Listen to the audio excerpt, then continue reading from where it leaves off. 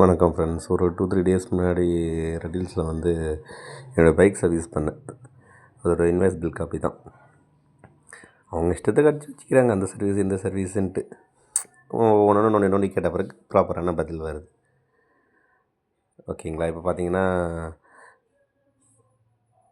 எம்மாக்கா SI mineral, அதாவது oil something அந்த மாதிரி போல், அது ஒரு 305 போட்டிருக்காங்க.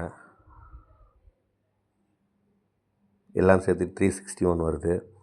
அதே மாதிரி இன்ஜின் ஆயிலு, ஸ்கூட்டர் கீர் ஆயிலு, அப்புறம் இந்த ஸ்ப்ரிங் டென்ஷனு, அது இது, பிரேக் ஷூ வாங்கினது, பிரேக் ஷூ லேபரு, ஏஎம்சி போட்டிருக்கேன். ஏஎம்சினா ஆனுவல் மெயின்டெனன்ஸ். அதாவது வந்து அதுக்கு அடுத்து வர நெக்ஸ்ட்டு 2 சர்வீசஸ் வந்து லேபர் சார்ஜ் இருக்காதான். அதுக்கப்புறம் ஏதோ 2 வாட்டர் வாஷ் ஃப்ரீ அப்படின்ற மாதிரி சொல்லியிருந்தாங்க. டோட்டலாக பார்த்தீங்கன்னா இன்னும் அண்ணா யூனிவர்சிட்டி போர்டு எக்ஸாம் மாதிரி கொடுத்துருக்கான்.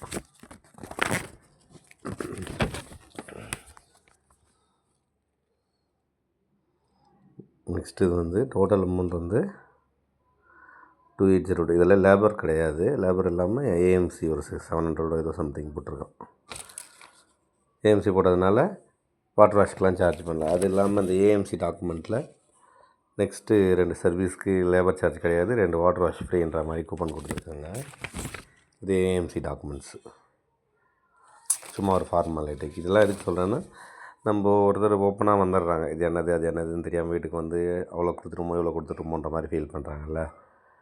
அந்த மாதிரி இல்லாமல் நம்ம ஷோரூம்லேயே கேட்டோம்னா நம்மளுக்கு ஒரு கிளாரிட்டி கிடைக்குது. அதுக்காக போட்டேன்.